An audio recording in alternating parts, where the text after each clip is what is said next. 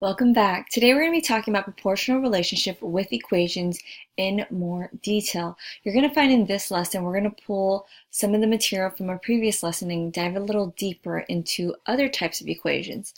Our content objective is students will be able to determine an equation for a proportional relationship.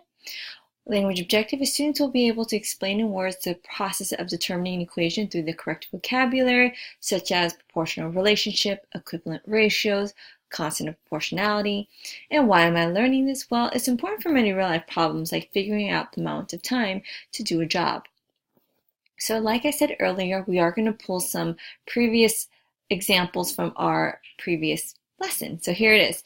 So we've done this problem in the past. We've discussed inputs and outputs, and we were supposed to answer these questions. Is it a proportional relationship? If so, what's the constant of proportionality? What's the unit rate? What do you know about the graph? What is the equation, etc. So you went through all those steps. We checked the ratios. We figured out that it is a proportional relationship since all of the ratios are equivalent. Then from there, we discussed, okay, hey, remember, K is typically the variable we use to represent the constant of proportionality.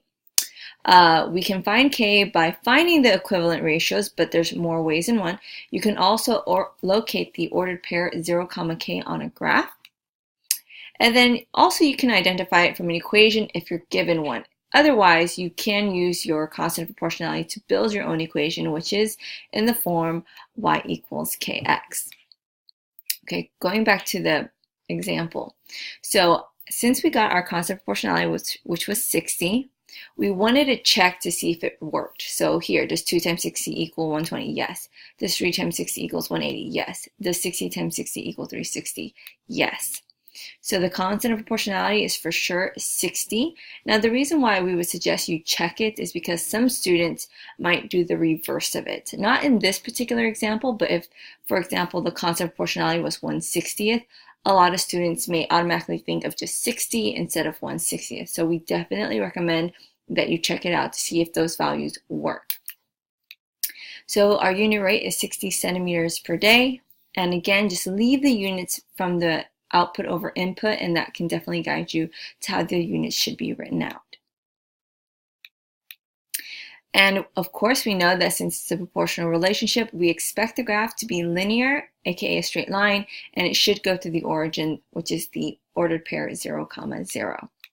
So here, if we were asked to use t for time, which makes sense, and h for the height of the bamboo, our equation should read h equals 60t. So in other words, h took the place of what was generally our y, and t took the place of what we typically use for x. So y equals 60x became h equals 60t. So we figured out the equation. Now, is there another equation that we could represent this scenario? The answer is yes. So what could we have done instead? Like I said earlier, you could think of it as multiplying by 60, or another way would be to take 1/60th, which tends to be the one that students often get confused with. So let's take a look at this. Is it true that if I multiply 120 by 1/60th, the answer would be 2? Yes. If I took 180 and multiplied by 1/60th, would that give me 3? Yes. If I multiplied 360 by 160, would that give me 6? The answer is yes. So there is another way to go about this equation. What you could use instead of using h equals, which is right here, we could have used t equals, for example. So if we took our h value, which was 120, and we multiply it by 1/60th, that would give me the t value. So that, in other words, was if you took the 1/60th, you multiply by the height, that would give you the time. You could think of it as two ways. You can solve it for h, or you can solve it for t.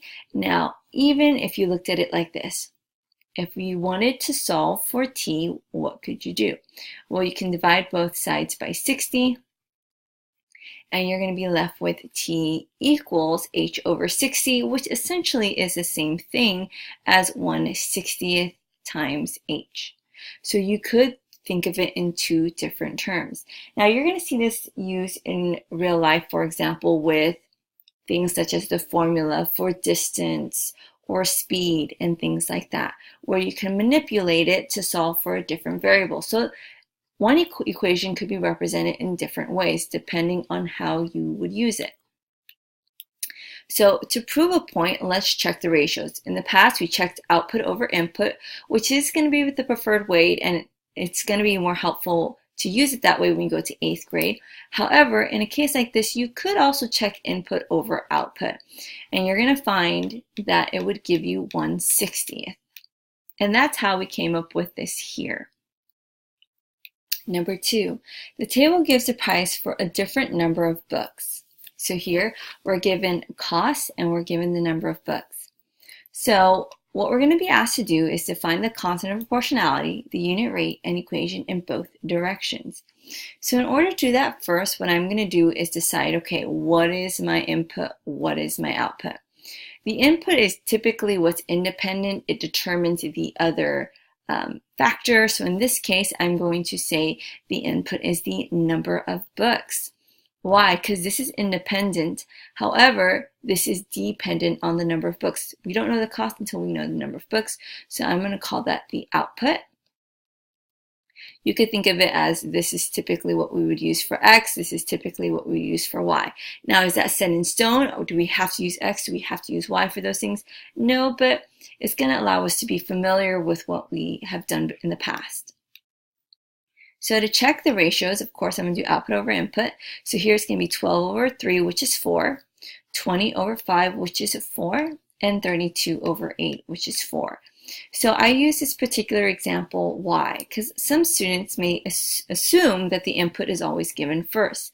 It's not. So you definitely want to pay attention to the different categories to determine which one's your input, which one's your output.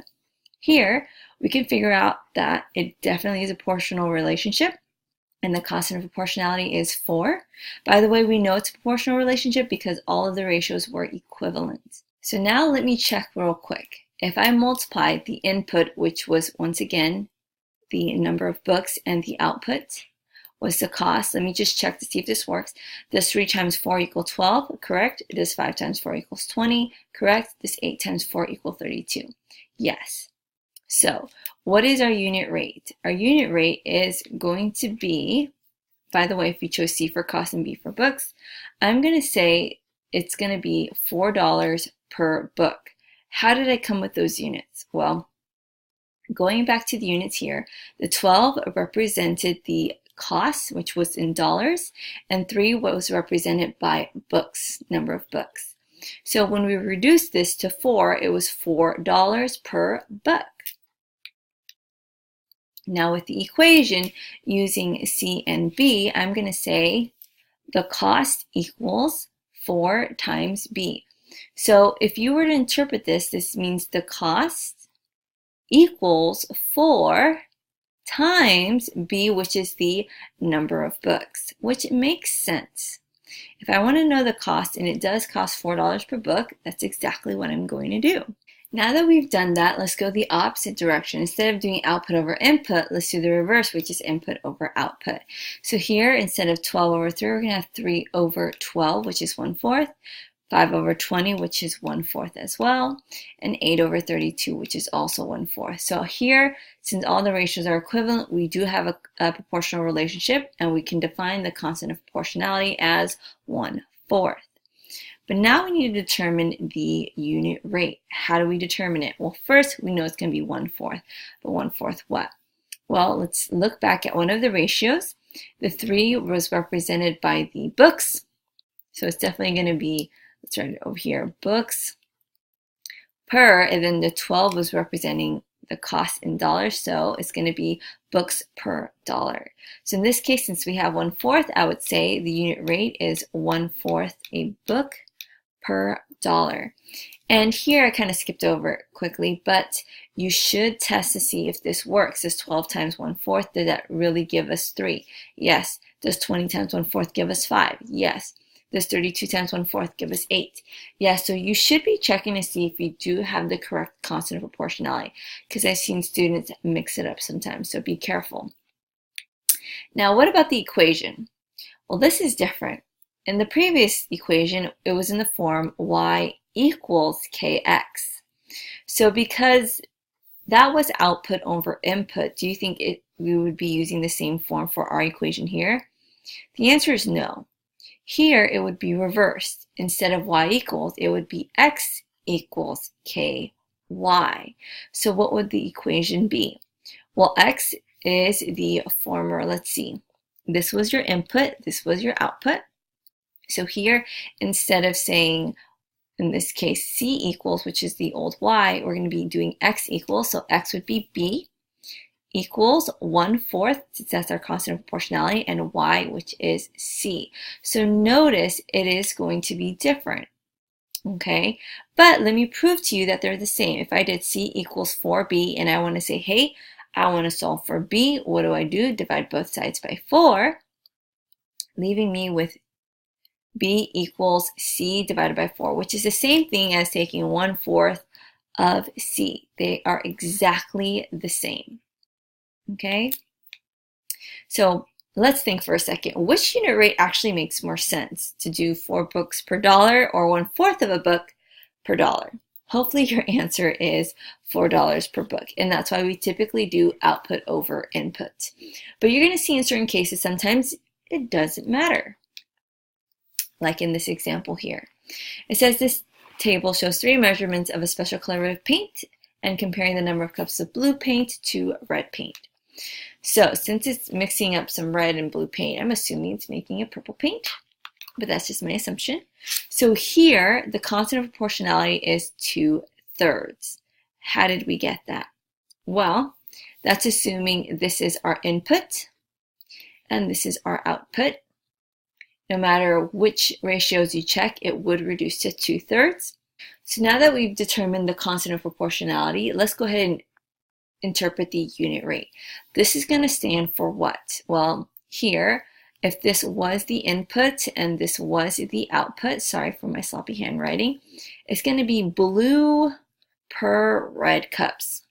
So in other words, it's 2/3 of a cup of blue paint per 1 cup of red paint. And that's going to come up with B equals 2/3 R. How did I do that? Again, use your old x, use your old y. If you're following the form y equals kx, you're just saying, hey, instead of y, let's use b. Okay, k is 2/3, got it. And instead of using x, I want to use r now. So that's how we came up with this here. Okay, but what if we did the reverse? Okay, what if we considered trying output over input? I keep erasing it, sorry. So what if we did that? What are we going to be left with? Well, our constant of proportionality would be 3/2, which means 3/2 of a cup of red paint per 1 cup of blue paint. So it just reverses. So now remember, is this going to be the same? The answer is no. So instead we would be using x equals ky. So here, what is x? X would have been the r equals k would be 3/2. And y would be the output, which is b. So it could be thought of this. But once again, what you could do is simply solve for this and you'll find that they're exactly the same. But let's think, which unit rate makes more sense? The answer is, it really doesn't matter. Red and blue cups, for the most part, determine each other. So I wouldn't say red is dependent and blue is independent or vice versa. So does it really matter for a situation like this? No. So if you look at a graph like this, they will look different, but you'll notice that both of them are still linear and both of them still go through the origin. However, just keep in mind that the way you interpret it, whether you say red is the input or blue is the input, will change the look of your graph. Number 4. Here, the constant of proportionality is 1/5. If you don't believe me, check them out. Do output over input. And you're going to see no matter which ratios you check, they will reduce to 1/5. So here, if we have 3/15, that reduces to 1/5. 4/20, that reduces to 1/5. But in fact, this is an example that we used in the past, so if you want to look at that, definitely check it out from a previous lesson. So we have this. Now we have to figure out what the unit rate is. Some students get a little stuck because they don't see words, they just see the variables x and y, but guess what? It actually makes it easier for us. It just means it's 1/5 y per x. Okay, so our equation is going to be y equals 1/5 x, and again, it's just following this form, y equals kx. Now, if you reverse it and you put input over output, then it's not going to be 1/5 anymore. Instead, what it's going to be is it's going to be 5 over 1, which is 5, 15 over 3, which is 5, and then 20 over 4, which is 5. So in a case like this, I would say the unit rate is 5x per y.